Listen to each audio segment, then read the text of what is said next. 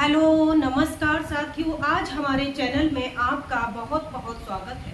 साथियों, आज हम यूपी टेट, सी टेट और सुपर टेट वाले सभी विद्यार्थियों के लिए जो कंपटीशन दे रहे हैं और हिंदी विषय उसमें शामिल है, उन सभी के लिए यह हिंदी बहुत ही महत्वपूर्ण है, क्योंकि हम एक बेसिक लेवल से यहाँ अपने चैनल पर आपको हिंदी विषय पढ़ा रहे हैं।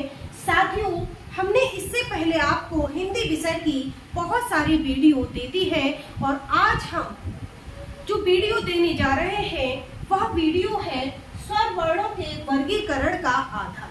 जो हमारे स्वर वर्ण है उनका वर्गीकरण किया गया है और उनका वर्गीकरण किस आधार पर किया गया है, उनको कई भागों में विभाजित किया गया है कि मात्रा या फिर उच्चारण के आधार पर किस प्रकार से बोला जाता है, या जिह्वा के द्वारा कैसे बोला जाता है, या नाक या मुंह के द्वारा उन वर्णों को कैसे बोला जाता है, या अग्र स्वर, मध्य स्वर और पश्च स्वर ये सब कैसे बोले जाते हैं, हम इनके बारे में साथियों बताएंगे। ये बहुत ही महत्वपूर्ण वीडियो। साथियों, सबसे पहले मैं ये बता दूं कि स्वर वर्णों का जो वर्गीकरण किया गया है वो कितने भागों में किया गया। नंबर 1 उच्चारण के आधार पर, नंबर 2 जीभ के प्रयोग के आधार पर, नंबर 3 मुख के द्वार खुलने के आधार पर, और नंबर 4 होठों की स्थिति के आधार पर, और नंबर 5 नाक व मुंह के वायु निकलने के आधार पर, और इसके बाद नंबर 6 है घोषत्व के आधार पर। साथियों, तो इतने भागों में इन स्वर वर्णों का वर्गीकरण किया गया है। तो साथियों, सबसे पहले मात्रा या उच्चारण के आधार पर स्वरों का वर्गीकरण किया गया है। तो उच्चारण के आधार पर स्वरों को कितने भागों में बांटा गया है। साथियों, उच्चारण के आधार पे या फिर मात्रा के आधार पे स्वरों को 3 भागों में बांटा गया। नंबर 1 हृदय स्वर या मूल स्वर, नंबर 2 दीर्घ स्वर और नंबर 3 प्लुप्त स्वर। साथियों, जो हमारे मूल स्वर है उसमें छोटा आ, छोटी ई, छोटा ऊ और रे, ये आपके 4 वर्ण हमारे मूल स्वर होते हैं, जिन्हें हर्ष स्वर कहते हैं। इसके बाद हम नंबर 2 आता है दीर्घ स्वर।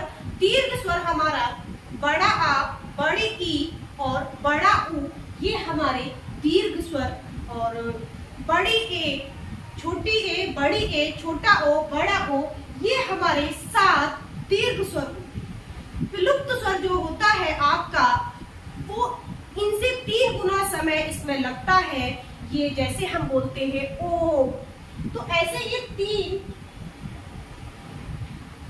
जब हम 3 काई जो होती है उसके आधार पर इसको बनाया जाता है।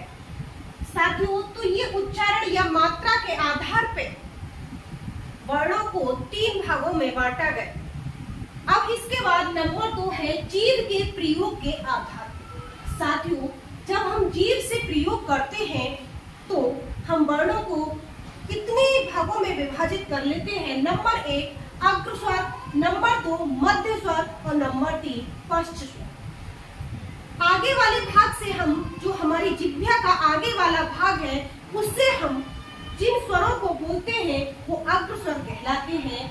छोटी ई, बड़ी ई, छोटी ए, बड़ी ए, ये 4 जो स्वर हैं वो अग्र स्वर होते हैं। साथियों, इसके बाद मध्य स्वर, जो बिल्कुल बीच वाले भाग से, जो जिह्वा के बीच वाले भाग से बोला जाता है, छोटा अ, वो हमारा मध्य स्वर होता है।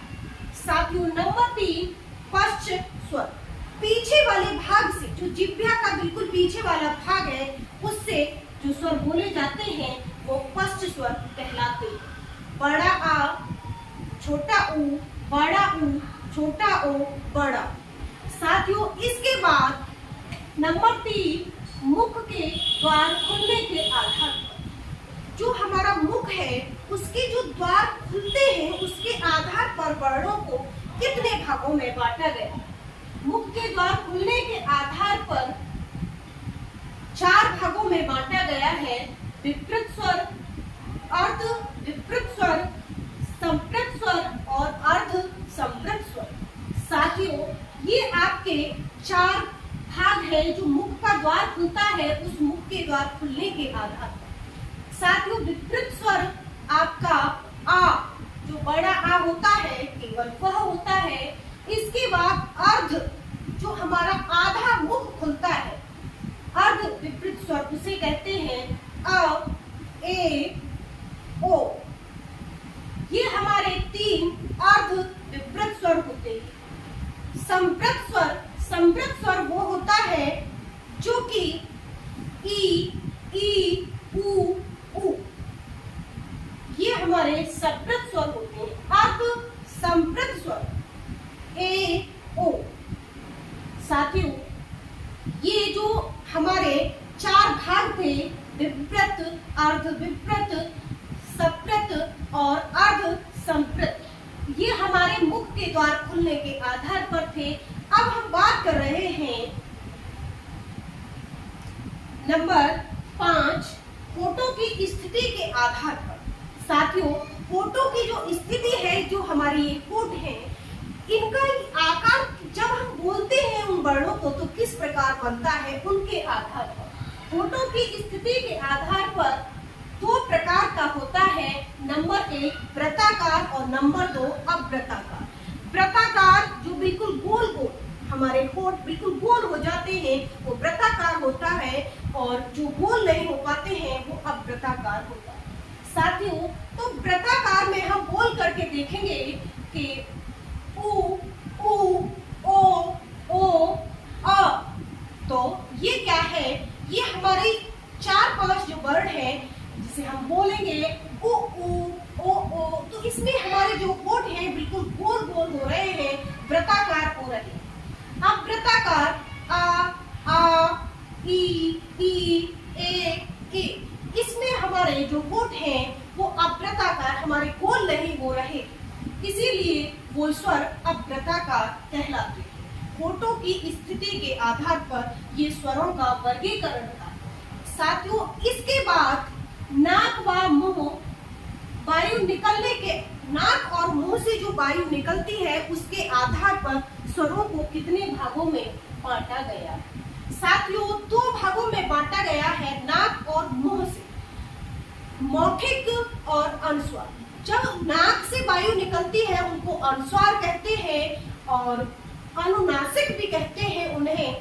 तो अनुनासिक हो गया और मौखिक हो गया। मौखिक जो हमारे मुंह से निकलती है वो मौखिक होता है, और नाक से वायु निकलती है वो अनुनासिक होता है। अनुनासिक होता है छोटी अंग और आपका चंद्र बिंदु, जैसे चांद, ऊंट, सांप, इस तरीके से। ये क्या है? ये चंद्र बिंदु है, या छोटी अंग पतंग। इसके बाद जो मौखिक है वो आ, ई, ये सब क्या है? ये मौखिक स्वर। साथियों, इसके बाद हमारा घोषित स्वर आते हैं, और घोषित स्वर को हम एक टेबल बनाएंगे, और टेबल के आधार पर साथियों नेक्स्ट वीडियो में हम समझें। आज के लिए साथियों इतना ही। धन्यवाद।